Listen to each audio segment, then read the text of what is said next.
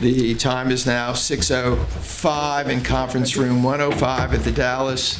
Did I get the conference room? Yes. It's 105, thank you, at the Dallas ISD Central Administration Building, 3700 Ross Avenue, Dallas, Texas, 75204.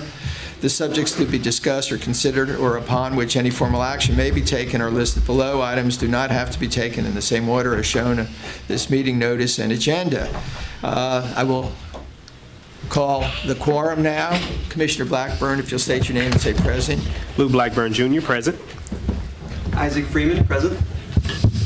Kevin Melanson, present. DeMarcus Ranger, present. Julie Sandell, present.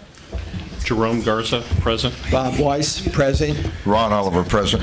Shirley Ison Newsom, present. As is our normal course of business, we'll stand and say the Pledge of Allegiance. I pledge Allegiance to the flag of the United States of America and to the republic for which it stands, one nation, under God, indivisible, with liberty and justice for all. Whoa, sorry about that. No, that was the grab. Since we did not make our quorum, the last set of minutes that we need to approve are from Monday, January 20th, 2015. They've been distributed. I move for acceptance. thank you. Second. It's been moved by Commissioner Ison Newsom, seconded by Commissioner Garza for approval. Is there any discussion? Hearing none. All those in favor say aye. Aye. All those opposed? Motion carries unanimously. Let me just, as I try to explain, yes. Can I just have 1 second of personal privilege? I would want the commission to know that on yesterday, our distinguished chair did a presentation at First United Methodist Church downtown to their church and society group. It was a packed house, and he represented us in a marvelous way.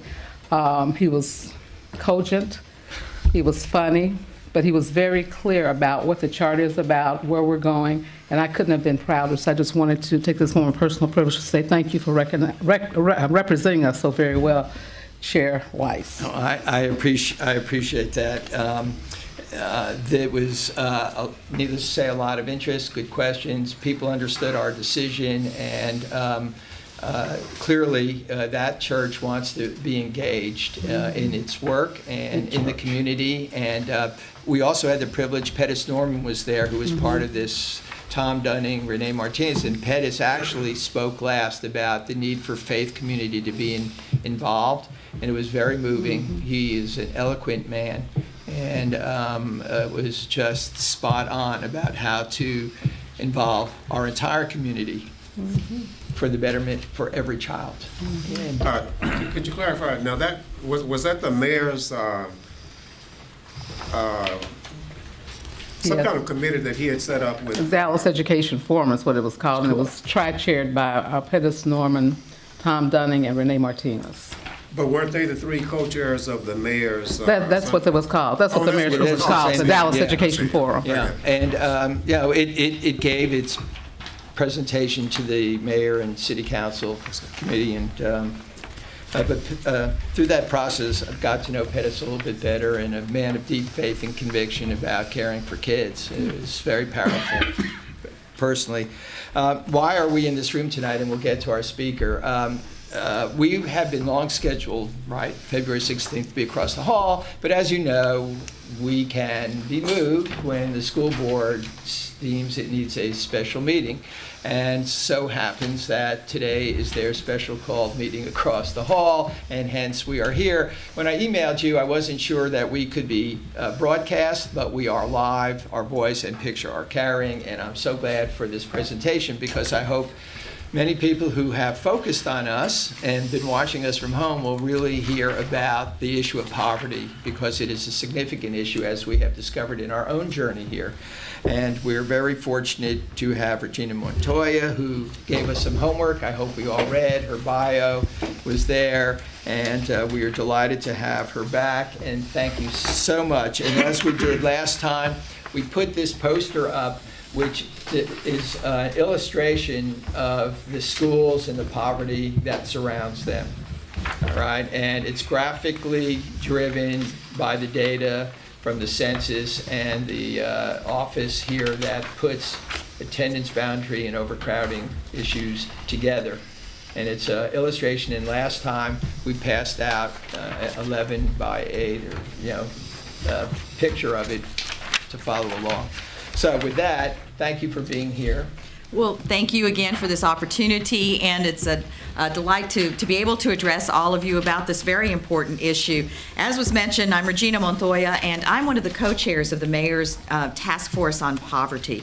So much as we had just started the meeting and hearing from Ms. Isom-Newsom in terms of what was said yesterday at in the other presentation with some 3 fabulous chairs, we too have 3 chairs as well, and I'm very glad to be part of that with the Mayor Pro Tem, Tanel Atkins, who's one of the other co-chairs, and Larry James, who is our chair, and I serve as the other co-chair of the Poverty Task Force. And I think what was really important, and something that came out of we didn't have a discussion because, of course, we didn't have a quorum, but we were able to take a quick look at what you have in front of you, which is the Dallas ISD high school feeder patterns with socioeconomic overlay, a median income by census tract. And if there was ever a document, ever a visual that that really tells a story about what the DISD and what each of you is trying to face, this is that example. So with that, let me tell you a little bit about what we did for the Mayor's Task Force on Poverty, and why I thought it was important and asked, and I was delighted that you all did receive a pre-read that we gave to our task force members. So what you see in front of you, and you should have received as well, is the council briefing, and that has been posted so that others can follow along as well. But our council briefing occurred on August 20th, 2014, but a lot of work went into that entire presentation prior to that time. The names you see in front of you, Larry James, who is our chair. As I mentioned, I'm one of the co-chairs, Tanel Atkins. Mayor Pro Tem Tanel Atkins is a co-chair. And we were also very pleased that we had Suzanne Smith, who also helped with our project, and also Dr. Tim Bray from the University of Texas at Dallas. He and his team provided a lot of the research, or provided the research that we put together and distributed. We started this process back in February of 2014 when the mayor really thought about this issue. And I think a lot of what really focused him in on this particular one was the incredible child poverty rate that we have here in Dallas. We'll go over the numbers in a few minutes, but just to give you a sense of that, 38% of our children live in poverty here in Dallas. That is the highest rate of any city greater than 1 million in the United States of America. And when we think about the implications of what it's like living in poverty, having this incredible numbers of children in poverty, well, you can just imagine then how that impacts the DISD and how that needs to be factored into some of the challenges and some of the obstacles that we've created for these children, which I'm sure each of you see, especially for those of you that are teaching every day in the DISD, see on a daily basis as well. But what we did to get to this point of the council briefing is that the mayor then appointed this task force, and we began finding some of this research. In addition, we recognized that it was really important to try to get and galvanize as many of the citizens of our community together. And with that, we started putting a cabinet of people together who would provide some of that helpful numbers for us. I think those are at the end. But we had a cabinet of about 40 people who in turn started asking others who had particular specialization and understood this issue of poverty, and we were able to bring them from all walks of life to provide that kind of support. In late May, at Paul Quinn College, we brought together all of these folks, and we had almost 250 people together at Paul Quinn College. Began at 7:30 in the morning, ended after 1 o'clock or so, and really thought about those issues that were going to be critical. And part of what we did was to provide a pre-read to everyone, which you have. And very quickly, in that pre-read, I worked pretty closely with the UTD folks, and one of the things that we thought was important was to come up with a mechanism of how one looks at poverty. So one way is to increase income, to decrease output, But at the base of it all was education. So that may be another reason that we're here tonight, because as a foundation, to try to decrease the poverty rate, one has to come back to education. And we recognized it then, we continue to recognize it, and you'll see a little bit more of that in our recommendations. So I'm now going to start going through some of what we were able to see at that time as well. And to give you some numbers about this, the percent, if you look at the right on the bar graph, the percent change in total and poor populations in the city of Dallas from 2000 to 2012, we saw about an increase of about 5% in our total population. But what was the big increase? It was poverty, 41% increase in the poor population. But when you think about that, well, you would say, well, maybe that could be understood in a context of other cities. But that's hard to say how that can occur in a city like Dallas, where our DFW GDP increased by 68%, or $169 billion over that same period of 2001 to 2012. As I say, the poverty growth outpaced total population. But here are some of the factoids that we talked about that were so important before. In 2012, Dallas ranked worst in the child poverty at over 38%, worst of any other city greater than 1 million. We have the second largest growth in overall poverty rate from 2000, which was a plus 6 percentage points. We had the third worst overall poverty rate of 24%, and we were the third worst growth in number of poor persons, which again is incredible factoids given the incredible increase that we've seen economically. The other part of this is that poverty affects people of color disproportionately. We all know that Dallas is now a majority minority city. But when you look at these numbers, you can see that 1 out of 3 Latinos live in poverty, 1 out of 3 African Americans live in poverty, and you can see the smaller percentage for the non-Hispanic white. But what you also want to see, too, is that half of the people who are living in poverty are Hispanic. And that's because the Hispanic rate of growth has been so tremendous over this period of time. You only have to see it in the DISD numbers to understand that. Over 70% of our kids now in the DISD, as you know, are Hispanic, 23% or so are African American. So this, again, tracks much of what we've been seeing in terms of the demographic growth rates. Which we haven't realized is that the poverty rates have grown so disproportionately in both of the two communities, the largest communities of color. The other one that we really focused on, and I think that's why it's so important to be looking at the graph, the pink and all this other graph that you see, one of the very important numbers that we focused in on as well is this issue of concentrated poverty.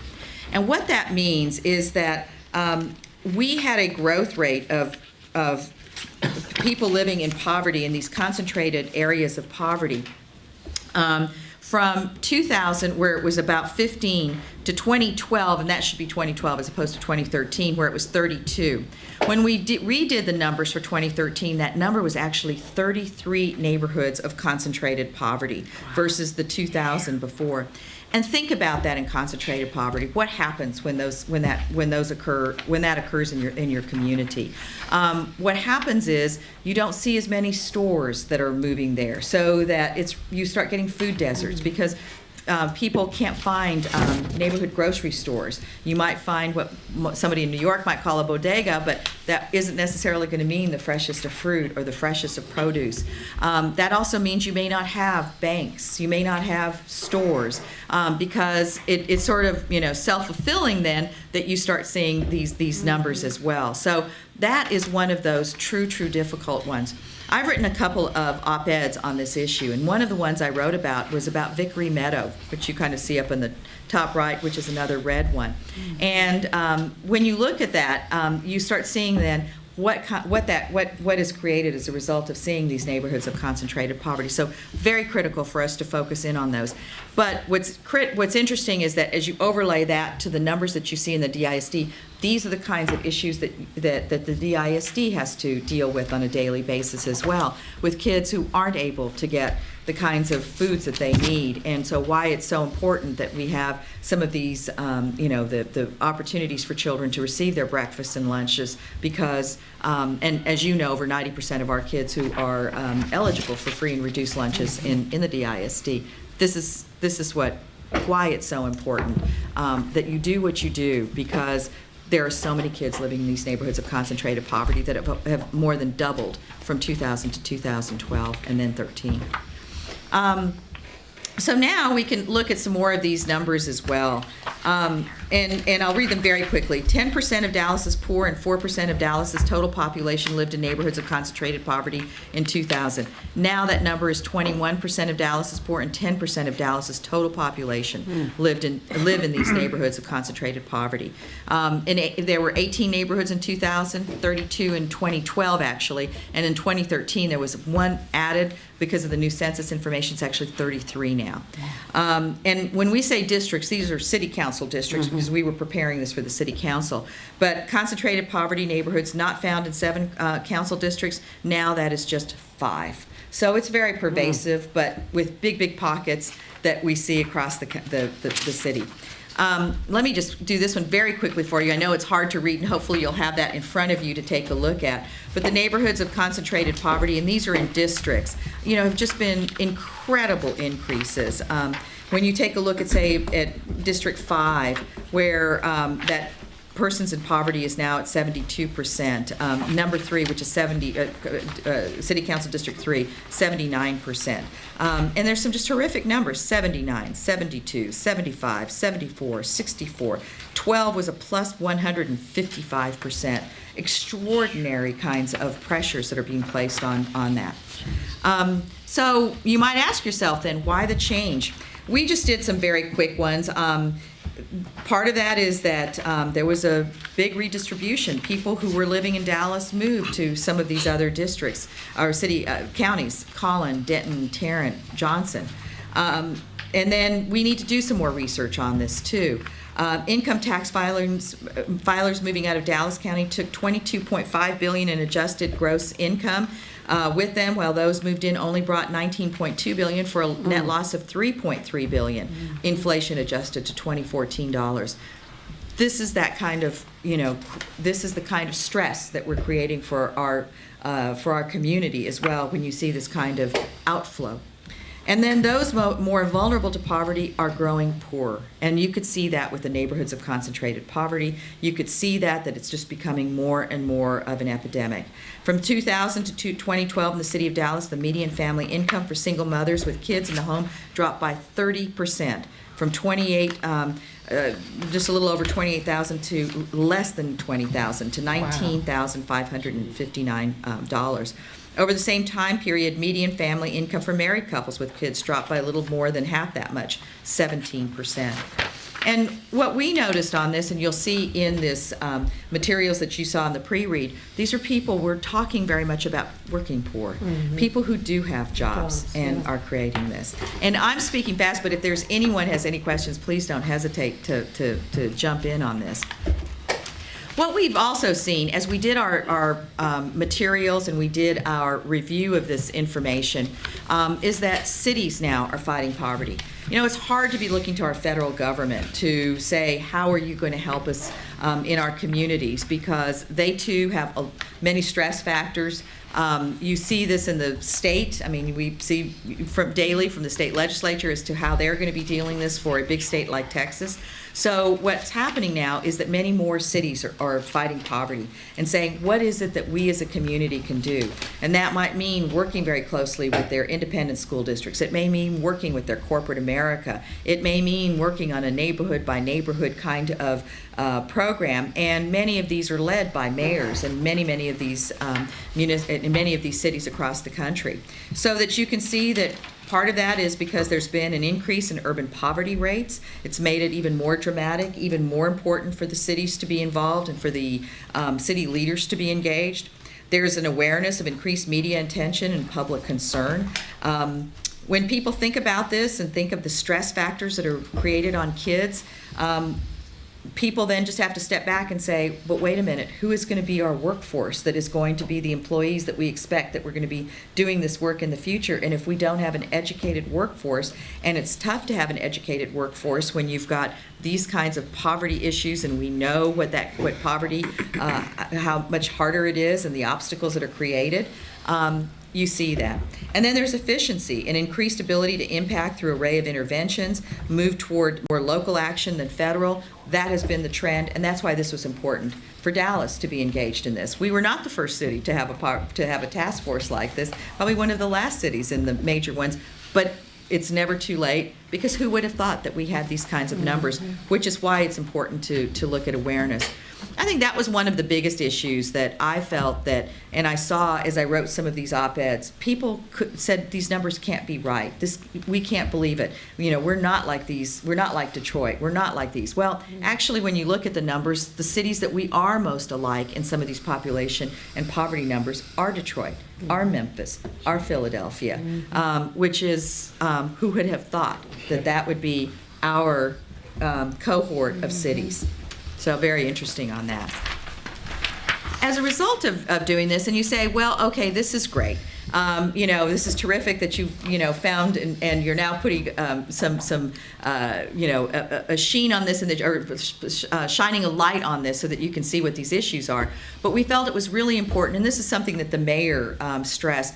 But I do want to point out that what the mayor was looking for at this point was to think about 5 or 6 kinds of not easy fixes on this, because poverty is something that we have to really think through and figure out a systemic way of approaching it, but at least some areas that we could start recommending to see what it is that perhaps we could start trying to decrease this poverty rate in some way. So these are some of the recommendations, and I'll go through them a little bit more in detail. And you'll see some of these, because one of those, as you see, is the early education. And it's because education is that foundation. But let me just kind of walk you through these 6 points that we made as our top recommendations. And remember, we had a group of almost 250 people who came together, and these are what, as a result of that, were really seemed to be the ones that were doable, that were ones that we needed to do, and we'll go through those. So one is to leverage the Earned Income Tax Credit as an economic engine and gateway. Another is to take a leadership role in increasing the minimum wage. Another is to champion an early childhood campaign, or that should be early childhood education campaign. Another is to create a permanent Office of Community Opportunity inside City Hall. Another one was to step up efforts to reduce blight. And then the last was to support a Higher Dallas campaign. So the leverage Earned Income Tax Credit is an economic engine and gateway for future asset building. The reason this was important to do it as we did is that, again, Dallas is leaving a lot of money on the table. There are a lot of people who are working poor who would be eligible for the Earned Income Tax Credit, but they don't realize that it's another form that one has to do on the taxes. There are other cities who have done some great marketing on this. San Antonio is a good example of that. They had put $1 million into their budget a number of years ago to start giving people that information and then giving them ideas of where they could go and work with, say, their United Way or other foundation communities in their community. And they were able to create a much bigger asset base for people. And interestingly, just even a couple of weeks ago, we began this process because there is actually an Earned Income Tax Credit Day at the end of January. That is this one that people have tried to do across the country. And on that day, we brought together a number of human resource professionals from a lot of different agencies and communities and corporations to try to get them to think about this. Think about our area. One of the ones that we really focused in on was the Southwestern Medical District area. Think of the hospitals there, from Parkland to Scottish Rite to Children's Medical Center to some of the hotels and motels that are in that area. UT Southwestern, I mean, there are just a number of them where people are earning less than, say $50,000 or $55,000 and with children and would be eligible for this. You may recall that even under President Clinton, there was talk of trying to reduce welfare and to increase the opportunities for people to work, but you didn't want to put people at a disadvantage from working versus having benefits. that's why the earned income tax credit is so important, because it's trying to create an opportunity for people. So can you imagine getting $2,000 or $3,000 as an additional tax credit, what that might be able to create, the opportunity. So that was one of those that we did. A second one was to take a leadership role in the minimum wage. And probably you have seen this in many, many communities where mayors, and again, we have a different form of government than some of the cities where mayors are able to do that in a different way, but they've actually increased the minimum wage in certain cities. Seattle is one of those examples that you've seen. They've done it over a period of time.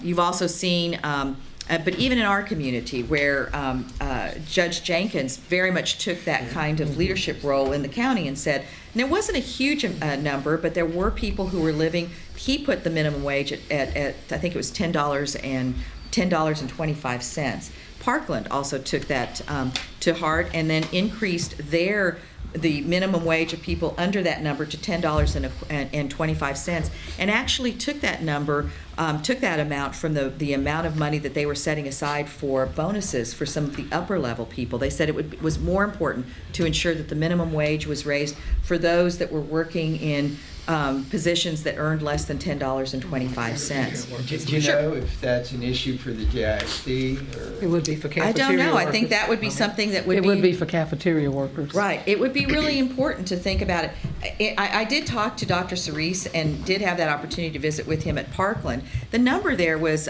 much less than you would have thought. It was $300,000 to be able to increase that because of the same issues for some of the people who might be working in some of these service positions. But yes, that would be one of those areas where if the DISD and others could make that increase, makes a huge, huge quality of life opportunity. Well, one at a time, Commissioner Blackburn. I was going to ask about the city, but I think, Ron, you were saying something about the janitorial service, and I think they actually received a decrease a couple years ago, so there'd be some issue there. But do you have an idea of how much this would cost for the city to do, and about percentage of employees that make less than $10.25? You know, I think that the city did take a look at it. I don't know if I believe that there weren't people under that amount of money. Now, one thing I would want to make a distinction, though, is that there are a number of positions that are now people who are working for contractors who have contracts with the municipalities or with the county. And there was a question as to whether a county or a city could then say to these contractors, you need to increase that, or to even create that within because remember, you're getting the lowest, the lowest bid. So that's a question I think that still needs to be answered, was my understanding. I just wanted to say I had a conversation with one of our custodians the other day, and he told me that he earns $8 an hour. Okay. So I think it would be fair for us to kind of just put that down. That's one of those thought The teacher assistants, cafeteria workers, and custodians. Yeah. The Okay. custodial services contracted out, so it would fall into that same Model. nebulous issue. But that's the question as to whether one could do that as well. Let's see.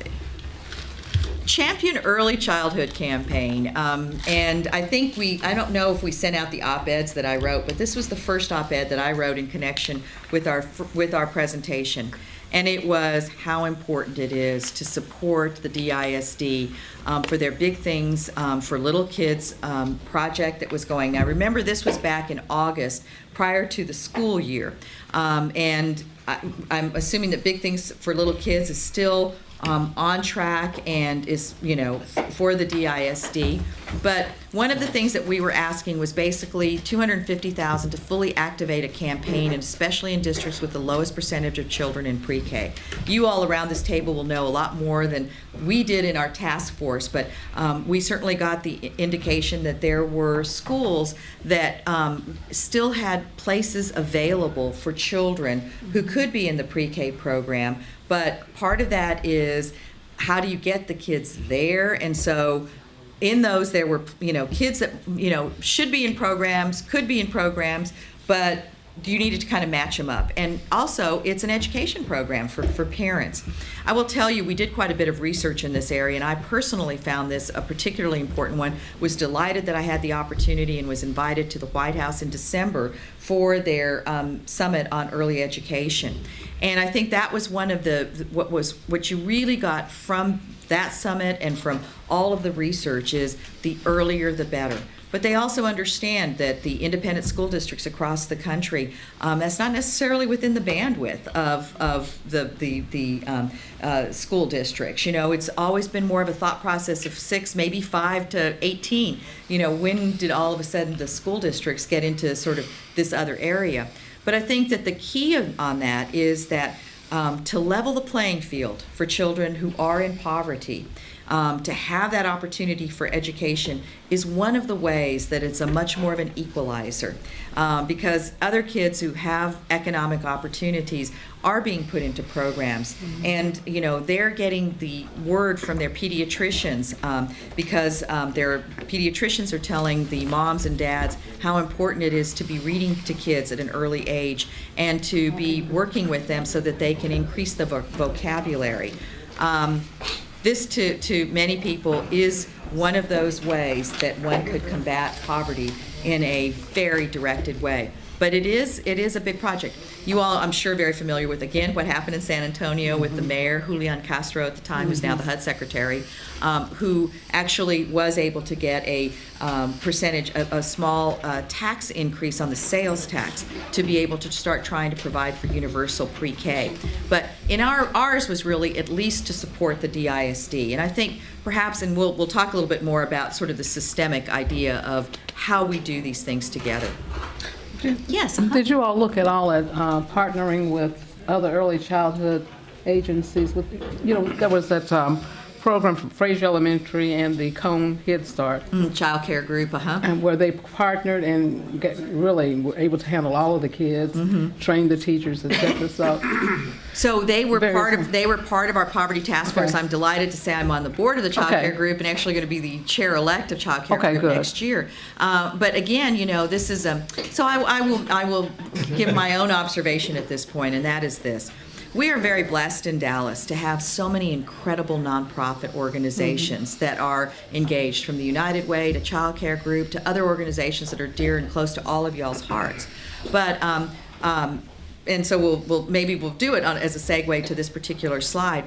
But one thing that I think distinguishes us from some of the other communities that we took a look at is that other communities have determined that we need to do this systemically, because to do a little here, a little here, a little there isn't enough to be able to focus in on what incredible issues that we have here in Dallas. And I think sometimes, and again on the side of how we have educated people about this issue, there are a number of these folks that have been educated about this issue who have said, what we're already doing a little bit over here and a little bit there, so why do we need to be worrying about this? Somebody's already handling it. The problem is it's probably not enough, and you can see that from the numbers. Well, just the sheer numbers would say that what we were doing is not going to be enough for what needs to be done. And it's I not hear being you. done systemically. Yeah. So, I mean, it's even like on the early Yeah. education for the DISD. Yeah. You've got the programs there, but if you're not really marketing it and giving the information, it's really tough to hear about this. So creating a permanent office of community opportunity inside City Hall. This has been done in a number of communities across the country. And the reason for this is to try to systemically deal with, okay, is it that we don't have enough early education? Then how do we support the DISD? This would be an example.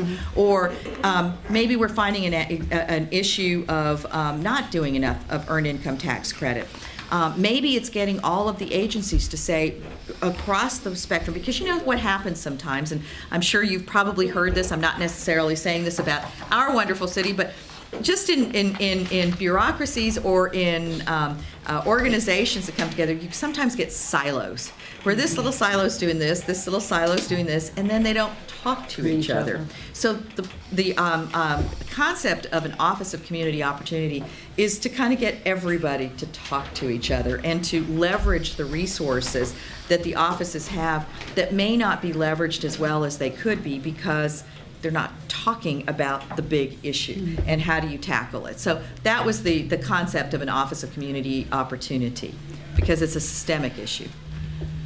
Another one is to step up efforts to reduce blight. And I think Dallas has done a lot of this already, but it's even to expand on that. And you saw some of those good headlines not too long ago with the mayor. I think that that's always been a part of what he has done and has mentioned in Grow South and in other initiatives. But this is one because these pockets that we see are not just in the southern part, it's in every part of our community, and we just need to be able to work as nimbly and as quickly as we can. So the concept is to amplify efforts through code enforcement, liens, and city attorneys' resources to reduce blight and crime in select neighborhoods.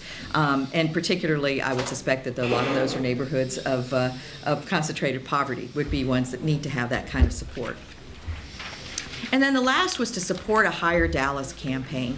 And I think for those of you and those of us who are very supportive of the DISD, can you imagine if we had programs that would say, please hire students who have graduated from our schools, give them an opportunity because, and I even talked to some of the other hospitals as an example of this. We have a lot of unpaid internships, great opportunities for these children to get something great on their resume. But how does that work when you have to be able to provide for your family and you don't have the luxury of being able to do an unpaid internship? How wonderful it would be. And this is what other cities are doing. Hire Detroit. These are the logos from some of the other cities across the country, across the city. And one of the things that I noticed, even in our Hire Dallas campaign, and it's one of the op-eds that I'd like to write a little bit more about, when you look at for example, the executives in some of our largest hospitals, which are some of the biggest ones, because again, when you look at some of the employers in Dallas, you're going to be looking at, and some of the biggest employers are going to be those in the hospitals, as an example. You see that. But when you take a look at the website for these particular hospitals, and you see how many people of color, you see what the numbers are at the DISD. Where are the mentors for these children? Because they don't have people of color on these websites. Where are these children, these students, supposed to be able to network with people and find mentors? The Tom Dunnings of the world, the Pettis Normans of the world, the Renee Martinez's, because they're not on those. They are not part of the leadership in any of those. And those goes for welcome to take a look at any of those websites on the leadership. I would call those the C-suites, the people who are making the decisions about hiring. There are no African American women on those lists. There are no Latino women. There are just one or two people of color, and there are at least three of the major ones with no people of color on those lists as well. How is that? How are we possibly going to be creating these mentors for these kids to be able to even know what's available to them when they don't have people who are doctors or nurses or respiratory therapists in their lives at all, unless they've been to the hospital? Yes, Mr. Garza. Regina, I would just say I love that Hire Dallas campaign, but there have been many employees of the city of Dallas that have gone to Austin, and we now have state laws that preclude the city from requiring their employees to live in the city. So, I think it's a great campaign, but within the city, their employees have gone to Austin and created the laws that don't let that happen. What can do is at least to hire in summer programs, to at least give some even a marketing side, but that was kind of what we were looking at, is to work with workforce solutions chambers, minority community employers, just to conduct a Hire Dallas campaign to support the growth of jobs from within Get the city to put that on their legislative campaign to eliminate those laws then. If you really want to do it, it has to be part of the legislative agenda, and that's not there. And I'm wondering, what is the intent there of the campaign? So I could see if we said Hire Dallas ISD, then we're trying to encourage companies to hire people that are graduates of Dallas ISD. And with Hire Dallas, are you trying to get companies to hire Dallas residents, people with a Dallas address? Is that the intent, or It would be nice to have give opportunities for people living in our communities who are living below the poverty level, of which is 25%. And the number that I didn't give you is that almost half of the people in Dallas live below 185% of the poverty level. So that gives you a sense of what we're dealing with here in Dallas. So that's what Hire Detroit is all about. Is just to say, listen, let's just try to make jobs available instead of bringing in so many people, and we're a mecca for people from across the world, across the country, to come to our area because we have such a robust economy.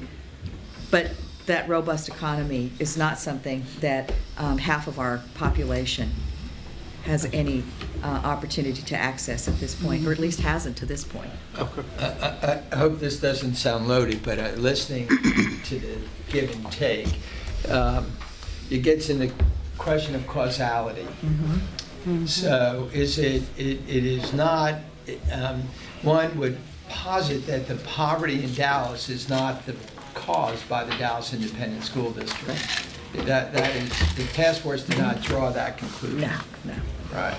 So the DISD has to be part of a general solution, including an economic environment that gives opportunity for people at every job level to have an economy in the city. If we had a massive immigration of well-to-do people, that poverty would still exist. It perhaps would just be covered up. Is that fair to say? I think how this poverty task force, and perhaps in connection with the DISD, I think it was sort of a different sort of spin on that, and that is this. Given the fact that we have such an extraordinary amount of poverty in Dallas, and that there are many more challenges for social service agencies, for government, and for our school districts, when you have so many people living in poverty, including children living in poverty. I think perhaps the way that people who were part of this task force would have spun it this way, and that is how much more we have to support the independent school districts that are educating children who have so many obstacles and challenges placed before them. And so how is it that we can be as supportive as we can, because they have incredible and extraordinary kinds of challenges to overcome once they start on this? And so how is it that we level the playing field so that it isn't such a challenge for independent school districts such as Dallas, in the city of Dallas? Because I think that there would probably be some other independent school districts that would have kids that are living in the city of Dallas that they're educating as well. I think that would be the spin on it, and that is, how do we work as closely together to make it easier, because it is such a challenge. And that would seem to be, and you all are much closer to the challenges that children have to overcome when they are living in toxic stress and living, day to day. We have a lot of anecdotes about kids who don't go to school because they weren't able to get their clothes washed because there isn't any access to a washing machine, and they don't have the money to go to the laundromat, or it's not close by, and they miss school for things like that. Those are the sorts of examples that we would see anecdotally across the country. That's, I think, closer to what it really is. It's not necessarily bringing the others. It's how is it then that if this is the reality that you're dealing with, how do we make it so that we create opportunities for these kids starting at age 0? It seems that it appears, is it correct that concentrated poverty appears to be concentrated in City Council District 4, 7, and 8 in terms of concentrated poverty? Is that the highest? I was just going to support you. Is there a way to go back to that slide? Is that bar graph where you had the numbers? Yeah, I thought that was pretty telling. Is this the one, Commissioner? Right before the actual Map. Oh, the map, okay. But that one tells you also. Right Right, there. the map on the right is 2012. Yeah. On the left is 2000. Now, from 2000, 2012, it looks like the poverty became more concentrated in the city council districts 4, 7, and 8. These would be, you have a few in the north, but it is a donut. Now, this is concentrated poverty. This is 25%. Concentrated, right, yes. If you looked at the 50%, there is a donut, and you can, I think your map has even a better example of this, and you can see sort of that area in the middle, which would be, 75225, 75205, Highland Park. 229. Parts of 229, not all of Not parts all. 229, so kind of on the west West side side is- as well. But you're right, those would be the areas that have, and it's a little hard, that actually is part of West Dallas, and if you see, because people were saying, well, how did some of these change, and that you see that from the 2000, and it must have been all of this work that we did in that area in West Dallas that has somehow created a lot of benefits. Part of that is actually, that's the design district.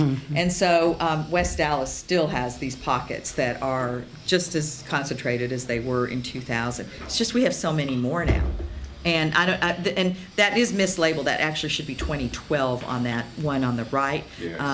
Because the 2013, there's a third one. There's an additional one as well. And I'm not sure exactly where that one is. Okay, now in terms of the future impact of policy, public policy has consequences. And if the public policy is developed that has a very negative impact on the poor, for instance, I worked for the War on Poverty 25 years ago.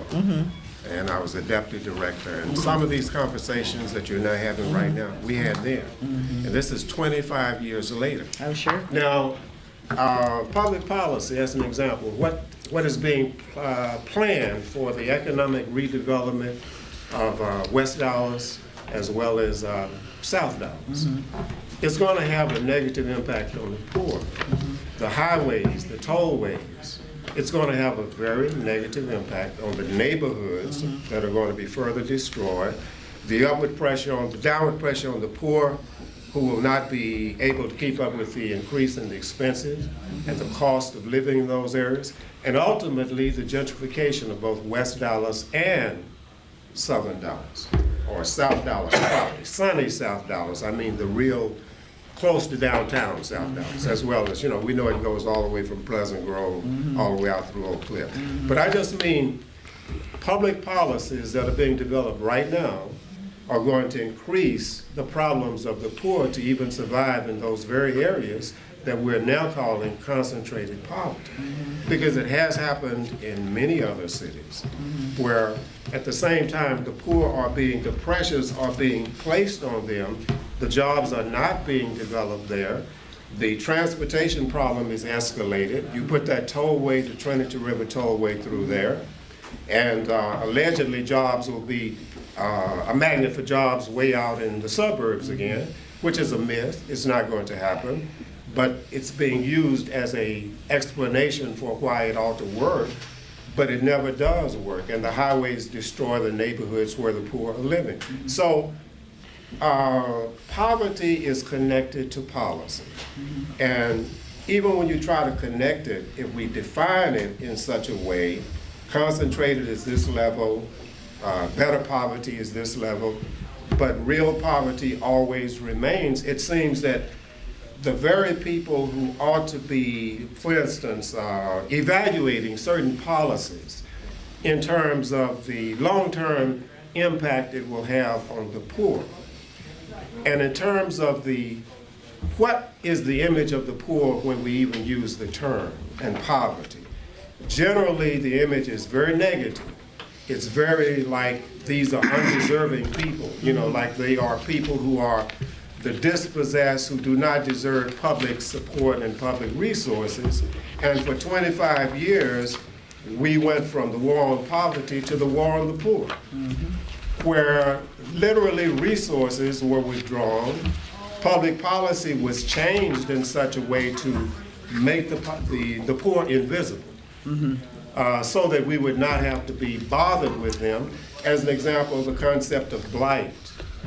Blight becomes a mechanism for dispossessing the poor, because as you make that upward pressure to make the neighborhoods more upscale neighborhoods, that drives the prices up and the poor out, and where do they go? Well, maybe that's why we have the dispersion, or maybe it's the immigration over the past few years, or whatever. But the point is, these are very complicated, interrelated issues, but it always results in the same lack of really grappling with what the real problem is. If all of the resources are developed and the policies are implemented in a way that drive jobs to the suburbs, that create transportation problems for the poor to even get there, how in the world would we expect any different result other than the increasing concentration of poverty? So it's likely to increase based upon policy that we're presently implementing in the city without really looking at what are we doing to the poor when we develop these policies, and the school district. Well, that may be why one of our suggestions was to create an Office of Economic Opportunity, because there isn't a systemic approach to any of this at this point. Right. So this is the first real effort to try to do that. I would want to be sure to because I think that's a great question, who are the poor, to go back to and I don't think we paginated it, but to on one of the pages in our pre-read, if I could just put that in, there are many misconceptions about those living in poor and low-income households. Many assume that those in poverty don't work, but in Dallas, 41% of the poor and 70% of the low-income have a job, many working more than 30 hours per week. More than a quarter have some college. Assumptions about the poor, correct or incorrect, are important as they set expectations about Dallas's policy needs. So I think that that's a very valid point, and one that we were trying to really stress to people, because part of our problem too is that a quarter of our people don't have health insurance. That's part of our residents don't have health insurance. That's kind of a problem we, as a state level, haven't decided to get Medicaid expansion. There are a lot of things that we haven't done that we've made it a lot harder for people, that if they'd like to be able to try to work out of poverty, we've just created more obstacles. And I think what we were trying to do on this is to, at least at a very minimum level, recognize that if we haven't done anything systemically, this is what you've already ended up with. And how is it that we are now in the same breath as Detroit and Memphis and Philadelphia? And I think those are the key points. And on the working poor, how can you communicate the fact that the working poor are working in poverty, but yet they're still invisible, and the jobs that are being developed are being driven down in terms of the wages? Now, Cesar Chavez, when he was attempting to protect the workers in the California experience at that time in his life, and he was trying to advocate for policies that would maintain high wages so that immigrant workers who came would not just be getting lower priced jobs. They wanted to increase the price of jobs, but the salaries of jobs. But see, the public policies have been anti-union, as an example. Unions were one of the major vehicles that tried to protect the jobs of people who needed decent wages in their jobs.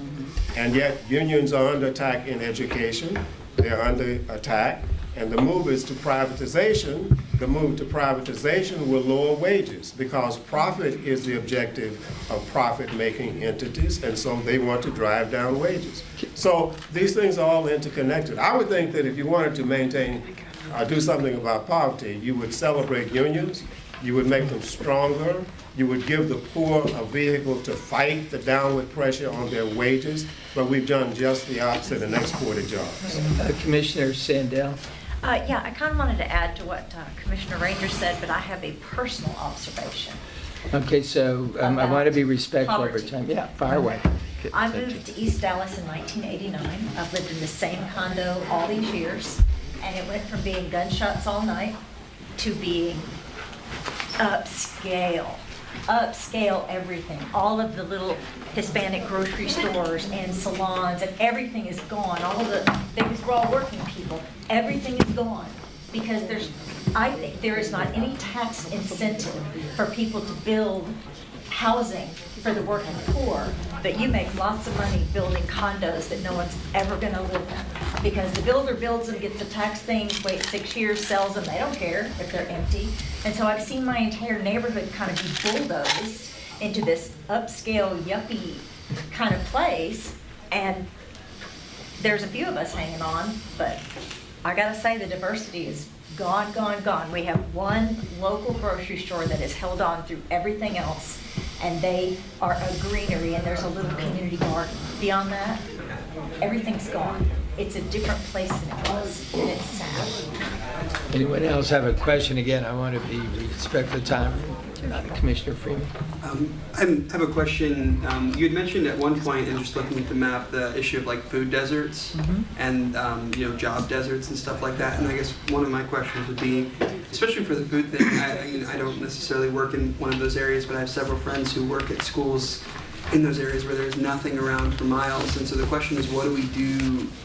What do we do to lure, especially things like grocery stores or sources of food, and healthy food, because you talk about healthcare as well. I feel like that's a part of it, as well as nutrition and like especially child nutrition and stuff like that. So what do we do as a community to start luring to, I guess, replenish the food desert? That's a great question. Yeah, it's a great question. We are task force, of course. So I guess that's the question. Is there a solution? Have you seen solutions in any of these other cities, or is there anything that, can the communities do something about that? I think other communities that have done that, you might be able to do that with tax breaks. You might be able to create, TIFs. There are things that one could do if one were looking at this systemically and saying, how can we lure some of these other ones in? But I don't know if I saw as much on that particular point. Yeah. Mm-hmm. Commissioner Blackburn. Sure. Commissioner Oliver. Just so that I didn't miss anything, I want to try to understand or summarize where the recommendations may intersect with Dallas ISD.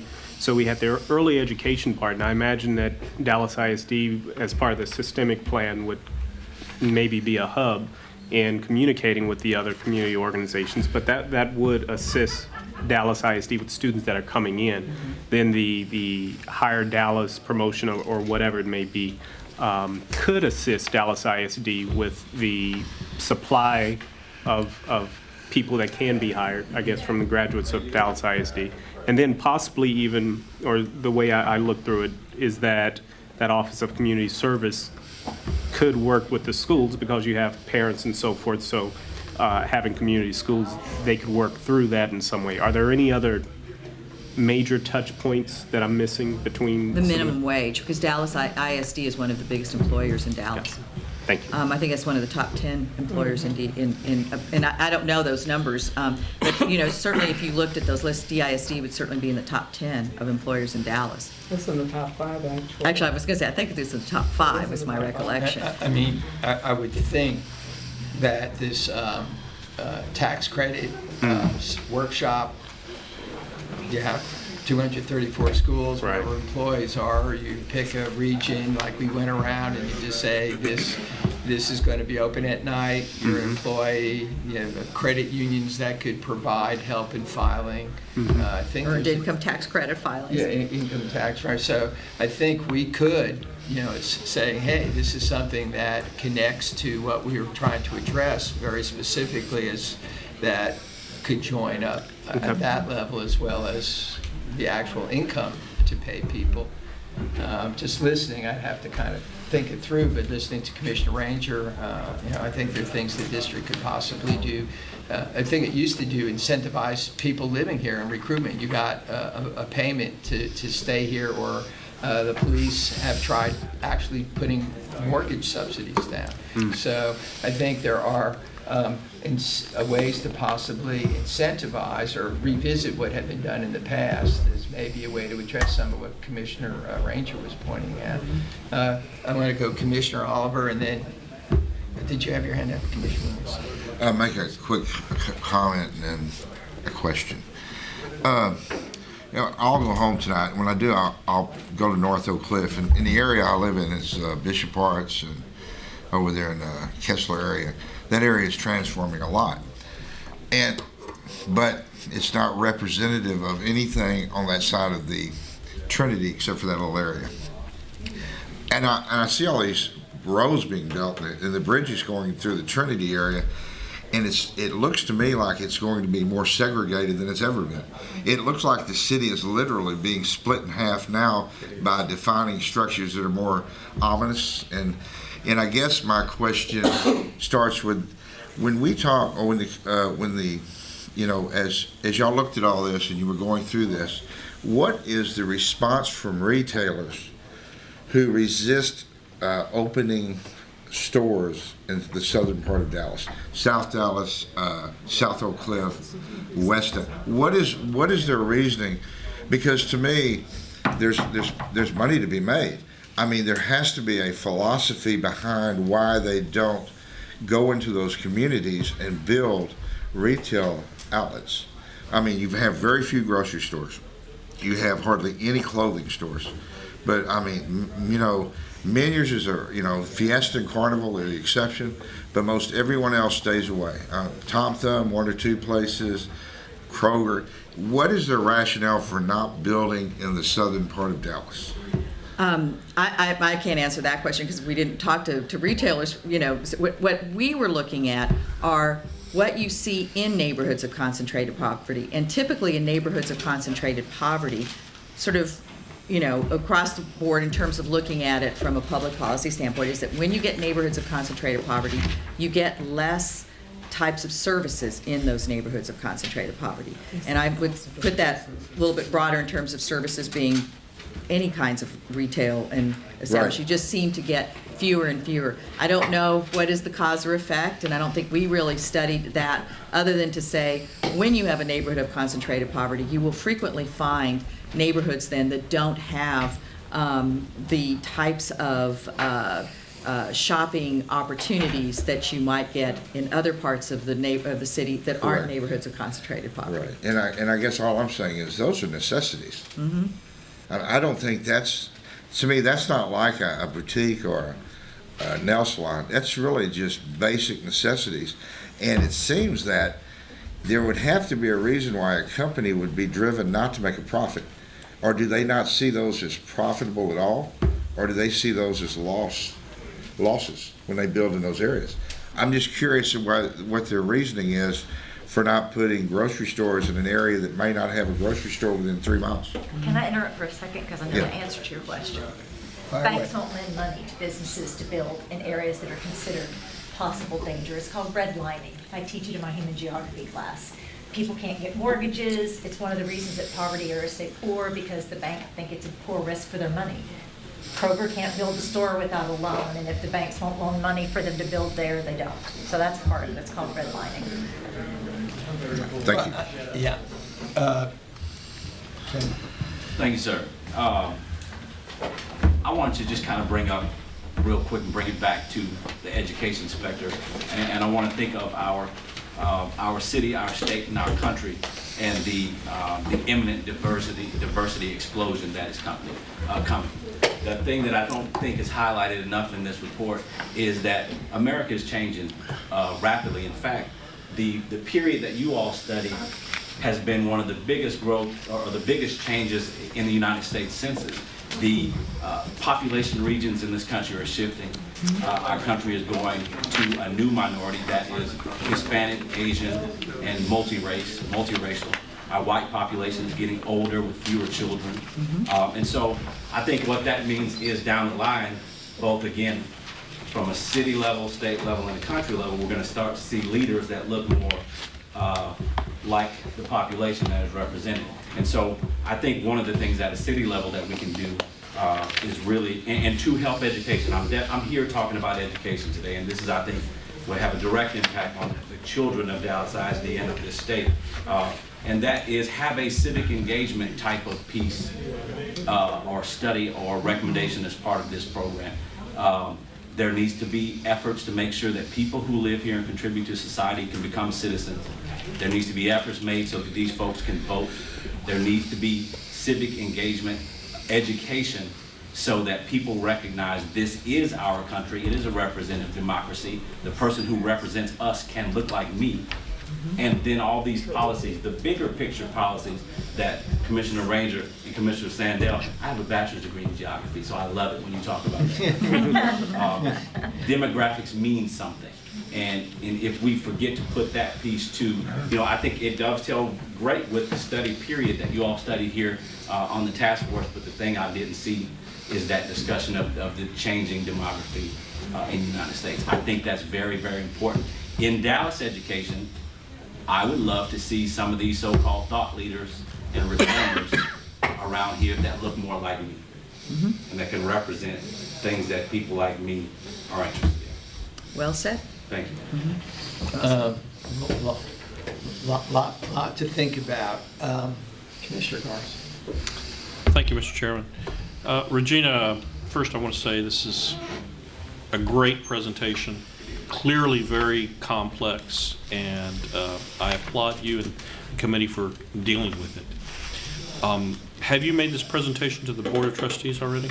No, we have not. Is it on your agenda? Have they opened up their agenda to allow you to do that? I'm not sure that has been on the agenda, but as far as I know, we haven't done Okay. that. So, My recommendation would be not only to get on their agenda to do the Board of Trustees, but also to the Superintendent's Cabinet. And what I mean is when they have, the superintendent has meetings where he has all his assistant superintendents and what have you. And, what I have found in the DISD is usually those middle managers, upper middle managers, can execute things to the campus level. All 6 of these could be implemented in DISD schools, and as my colleagues have mentioned, it helps the city and it helps the parents, because then they say, oh, there's a tax credit I can get? Oh my God, how come nobody told me about that? Well, we can do that. So I think you're right on the right path. And I would suggest that you take that to your co-chairs and say, let's do this, let's execute it, where we challenge the DISD to roll it out to every one of their schools to do. And I would also ask and challenge you to go back to the city and say, do what San Antonio has done. They have universal pre-K, and you mentioned it. Make that part of the proposal that the city of Dallas take that. Can you imagine the city of Dallas doing universal pre-K? Just like San Antonio, that will make a huge difference in attacking this. And last I want to say is, as Marcus had mentioned and what he was talking about, how certain policies really deteriorate certain neighborhoods. I mean, Dallas is an example. Little Mexico Village, what's left of it? The people aren't there. The fear, and quite honestly, most recently we had a discussion in the city of Dallas, and the fear right now is La Bajada is going to be the next Little Mexico Village. People say, well, Jerome, where's La Bajada? I don't know where that's at. Well, where are all these restaurants in West Dallas right now called the Trinity, what are they called? Trinity Groves. Yeah. Well, Trinity Groves is really a community that's been called La Bajada for decades and decades.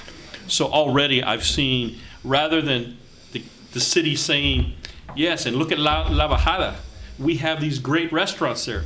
Well, a marketing person decided to rename the neighborhood. It's not called La Bajada anymore.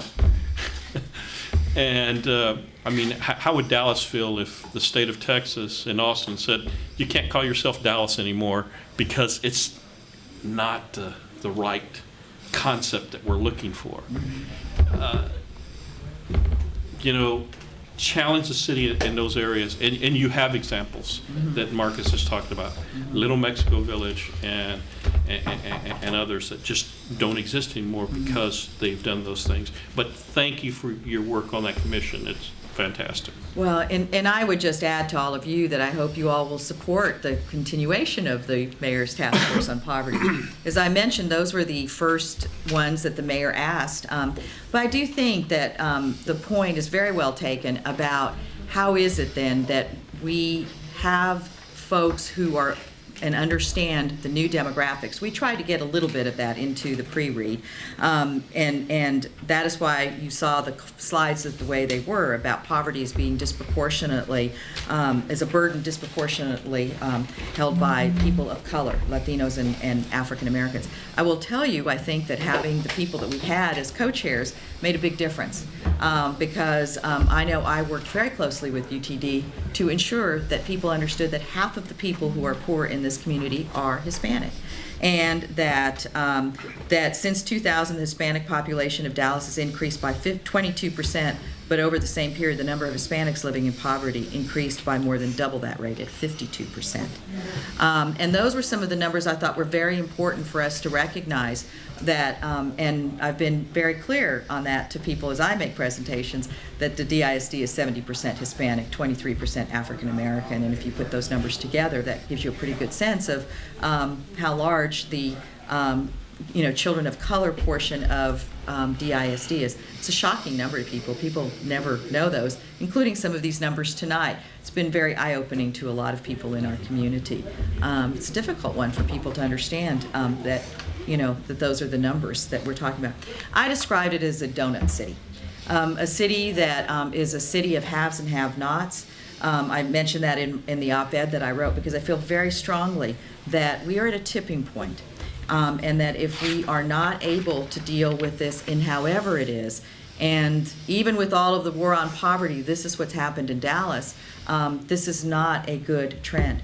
I will leave you with this one trend that occurred too, and that is in 2013, we just saw the numbers from the census, and the numbers on that seemed to indicate that the trends for poverty were decreasing in most of America. It was the first time since 2006 that we actually saw a decrease in poverty. Now, part of that was because the child poverty rate had decreased, thankfully, across the country. Dallas actually saw an uptick from 2012 to 2013. It wasn't a great big increase, but it was an increase. And I think and you saw another neighborhood of concentrated poverty.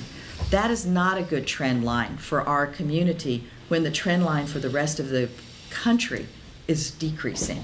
So that shows you again some of the issues that that we have to deal with, and that organizations and groups like the DISD have to deal with. It's a much bigger challenge that we've created.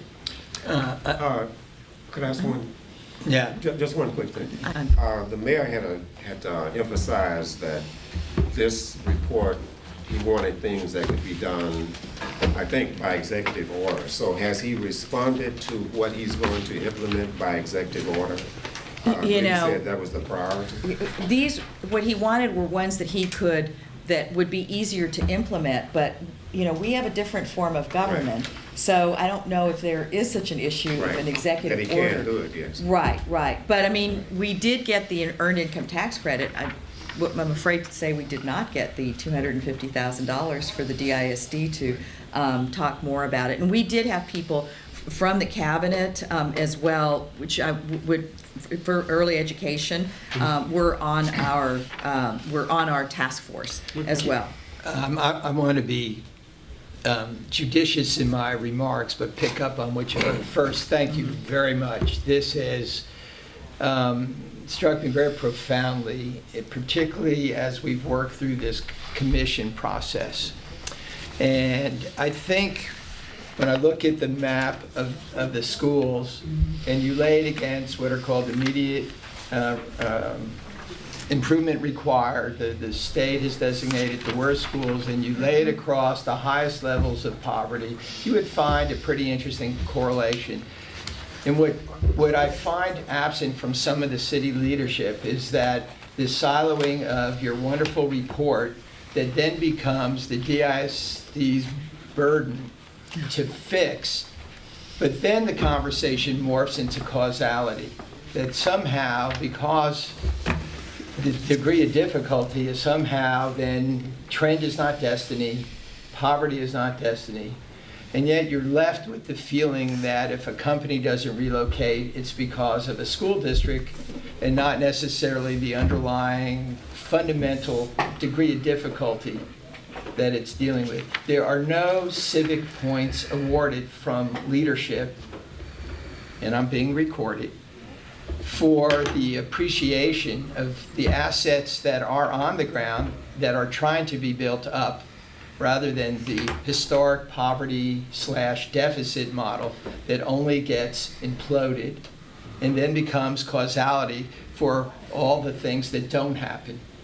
And if that comes across to the public as a bit defensive, after 8 months of home rule, I am a bit defensive.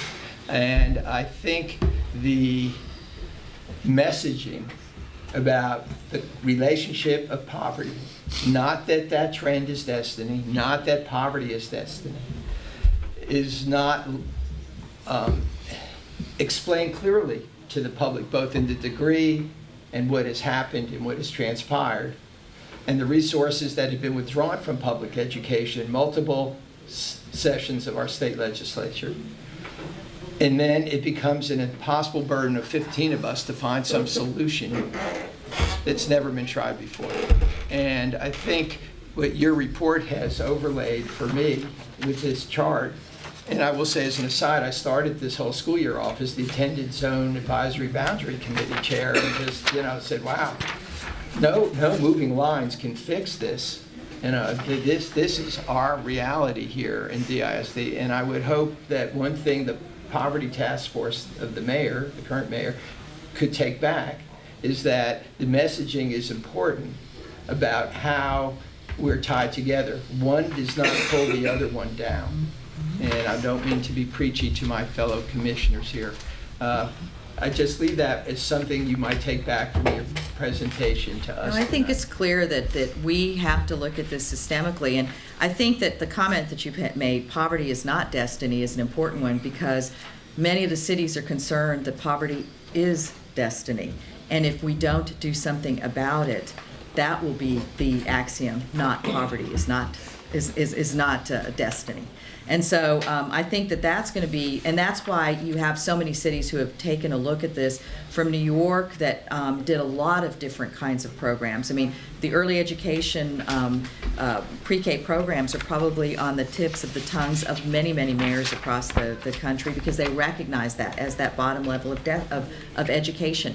And their point is, how do you level the playing field? Because so many of these other kids have so many advantages that kids who are living, with parents who are working and working poor, but don't have these other advantages that these other kids do in other parts, how unfair is that to them? Because you do want to give them every opportunity to be able to succeed, and we know what those opportunities to succeed are. It's not, it's an economic boon to your community when you do have educated children. I want to thank you for coming. I know you were I think there was trying another to- question. Did you? Yeah, Very quickly. Yeah, Ron, I'm sorry. El Paso did very well, and they had the shortest list of items that so. And what I mean is, they targeted 3 major areas, but and that's a heavily Hispanic city, but they really came up. I think, if I remember right, it was one of the best ones overall. But I'm just saying, I thought. Because I've always thought of El Paso as a struggling city in a lot of ways, economically. That's what I think was a big aha moment for a lot of people, because there were so many other cities that you would have thought. Right, and I when would you look have at never that. thought they could have pulled out. But I'll give you an example of something that was being done, because I heard this from someone who had been in El Paso. Even the system that we have for our children through the public health system is very different. Because remember, we don't have a public health hospital, Right. county hospital for kids. If you went to Parkland right now, Right. the only kids you will see are those that were born there and might be in the neonatal intensive care unit and in the burn unit. There are no other kids at Parkland right now. If you were in another community, though, there would be a system where you would have kids who are born there who would continue with their physicians in that area, so that moms would, as they've had kids, would start learning that you should be talking to your kids at 0. Right. We have bifurcated that in our community, which is one of the reasons that 1/3 of our children under the age, or maybe one of the reasons why 1/3 of our children under the age of 2 are not fully immunized. And it's not because of concerns about, Right. yeah. Okay, So those thank are some of the issues. But El Paso has systemically done things differently from a system standpoint. Okay. That's a little bit of the distinction that we might have in our community from others that have been successful. I have just one last idea. I think we've had this backwards. I think the DISD needs to take over the city of Dallas. I'm there with you. Thank you very much. I know Thank you, Regina. you came in. Thank you very much. Oh, it was good to be able to get the chance to talk to you all again this time, so glad we were able to Yes, do thank that. you. We're going to move on, or the rest of our agenda is fairly short, so thank you Oh, very, absolutely, very thank you. much. And you all know how to get hold of me, I hope, so that, please feel free to give me comments on that. And, Commissioner, all of those that did, these were great comments, and we'll bring it back. Again, we're just a volunteer, task force set by the mayor, but. Join the club. I know. It's a different kind of thing. Oh, were you subject to Texas Open Meeting Act? We're different than that, so no, we weren't. No, right. Isn't that, they had an advantage. They weren't subject to TOMA. I apologize to the public. All right, so if you will pull your agenda out. I think it's administrative actions. So because we didn't meet last time, we did not formally able to schedule meetings out. The education subgroup had theirs passed, and their next meeting is actually tomorrow at 6 p.m. in room 100B, which is down the hall to the right. And then what you see in front of you, it was proposed for governance and for one meeting for the accountability. If there, and again, everyone's So welcome moved. to attend, okay? There's a motion, a second. Second. A motion was made by Commissioner Garza, second by Commissioner Oliver. Discussion, yes, please. Just a quick question. The schedule that we have here, all of these subcommittee meetings going to be video? Yes, they're here, videoed They are and recorded. here, and all of these will be videoed And posted up online. And in my remarks, I'm going to tell you how I think we're going to close this whole process out, because you asked the question, I've been thinking about it. So any further, yes, sir. In the other room, are those recorded as, video recorded as well? I know Okay, we're so let recording me, on I know we're audio, video. Right, audio only in 100B, but if you're in 105 here. Can we schedule it here? Or across the way, well, tomorrow's too late. Right, but the rest of them? As long as we can get these rooms, you can do both. Okay, so subject to the availability, we're going to try to be in a room that can be videoed and audio. Just because we're on the point, it is really important, I believe, to have the video. Yeah. I have listened to some of the audios. There's no context, there's no identification of who's speaking, there's no understanding of, the environment that you're in or anything Yeah. like that, and it loses quite a bit when it's just a Yeah. stale audio. Your point is well taken. We're going to try to make that, like I said, subject to, but your point is well taken. No disagreement at all from the chair. If there's no further discussion, all those in favor say aye. Aye. All those opposed, motion carries. I have quick remarks because I've been, how do we bring this to conclusion? I've spoken to the board chair of the DISD, President Solis, and I said it is our intent, and I spoke on our behalf, that we as a group present our findings to the entire board while we have a joint meeting. Mr. Harris will help me understand how you call both meetings, but the one I aim for is May 28th. And the reason is that in June, it gets to be budget time, and new board members then take over. The election is May 9th. May 28th is, looking at the coach, May 28th is when the current board and then the new board members are actually sworn that evening. So we'd have that transition moment of the current members and any potential new members who might be elected on May 9th, assuming there's no runoff, all right? You have to take that postulate, there's no runoff. And then we would have the current and any potential new, all 15 of us would be present. Again, it's like all our meetings, and I would hope you'd want to be there, and that would be our concluding meeting. May 28th, Yeah, was it May 28th? Thursday? Yeah, it would be a Thursday. That's their regular meeting, and we would be formally invited. It would be posted, and to meet. The meeting before that is a briefing. I wanted us to be present at a formal board meeting for the record, and not a briefing. that we would then be able to have a conversation, one last conversation with the board who appointed us, as well as any new board members who might be present. And then that would constitute our last meeting. We would then officially expire June 19th, automatically under Chapter 12, and that would conclude our work. And right now, that's the general idea. Again, all this might be subject to whatever happens going forward, but that's kind of a rough idea of how we might bring our own work to conclusion. I would like to suggest for the commission's consideration that we actually set an agenda item and vote on how we are going to. Yeah. For instance, we have no process in place or no procedure in place for how whatever is going to happen is going to be done at this point. Nothing exists. Yeah.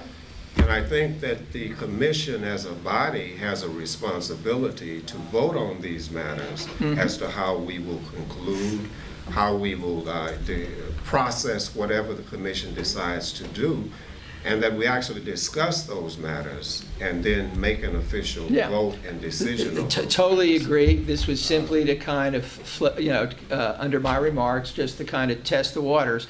I will try to develop it with Mr. Harris, at least the schedule, and then bring forth as an agenda item. I totally agree with you. Not only the process, but also make clear that nothing goes forward out of this body that hasn't been voted on as a recommendation. One other request, if the chair would consider. Yeah. I would very much like for an item to be added to the agenda at the end of the meeting for commissioners' remarks. Yeah. Meaning, if a commissioner has something to say, either based on that meeting or something that they might want to call to the attention of the commission, they could do it at that time. So after the chair's remarks, if we could have a place there for any commissioner to make a remark as well, so that if they have something they'd like to say at that point, they could. Yeah. This is totally uncharted territory we're going through right now, and I think we need to be in full communication. Yeah, I have no objection to any of that. The way I would think, we would want to be sure everyone gets a chance to be on record. I'll recognize you. Two, we're clear about the end game, the process. We're now in February, and if you go to our website, you'll see the clock ticking down from June 19th. And then looking at a way to give voice to what we've done, both in terms of an agreement about the process as well as the substance, and to have each voice heard who wants to, I think is absolutely, if you think all those are good ideas, I will make sure that we account for that and have a more formal proposal in terms of motions, or at least have an agenda where we can talk about it like we did before we have to take it to a vote. I do want to hear, just want to put it out there for you to be thinking about, because the meter is running. I went to our website and I just saw that thing going and I went, wow, we haven't done, Commissioner Ranger, what you've just suggested, and February, then March, April, and here we are. So I think we need to attend to that. Commissioner Cynthia. Would it be acceptable if I or anyone else had ideas for how to organize what we're going to do, to submit them to you? Yeah, absolutely. So there's stuff for us to look at and draft. Yeah, and let me say, any suggestions. Organization. Absolutely. Organization, recommendations. I mean, we need to start generating. Just even a structure for how we would do things. Yeah, I started going back through everything that's been submitted, and it's pretty overwhelming to try to. For instance, one of the things, and we're going to move on because we're not going to talk about this a lot tonight, but as an example, nobody has any authority in this process other than the 15 members of the commission, meaning a majority of the commission. Sure. So it's very important that we all have that opportunity to give our points of view I agree. about that. Yeah. And so right now, I think even the committees, as an example, the subcommittees, I'm not sure what they are expecting their process to be. For instance, if they come up with some proposed recommendation, Well, we have not discussed any process, any authority, or anything about any of that. So I wouldn't want to be put in a position where all of a sudden the time is running out and there's this great last-minute rush to make all of these important decisions. Yeah, so let me put you at ease. You know, nothing goes forward unless it's a vote of the body. This was, work groups that we agreed on in the beginning. If the body says no in a vote, just like we did on the resolution about the charter, then that's how it's going to happen. That's how we've run ourselves. Everyone will have their say, and it will be organized in a way with complete transparency where everyone has their chance. I don't want to rush it to the end. It's just, time is happened pretty quickly here, and so we do have to have those three kinds of conversations. I'm not being argumentative. I'm totally agreeing with you. We need to kind of, get it forward, and I'll take anyone's help to advance it. Just like you drafted a resolution that got me focused. I'm the kind of chair, I hope you know, after 8 months, just tell me what's on your mind and let me kind of try to synthesize it and move it forward.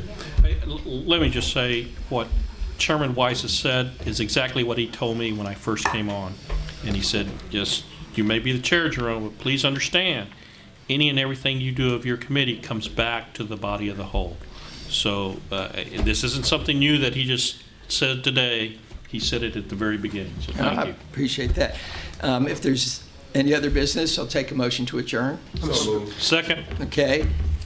I'm sorry, Yeah. real quickly, the administrative items, there were 2 items. Are we okay? I just don't want Let me them to- take a vote on those. Well said, because we got, so if you look at item number 5, and that had A and B, I would take, I think there was a motion to Yeah, it was to approve. approve both. Yeah, it was to approve both. Okay. So, Yeah.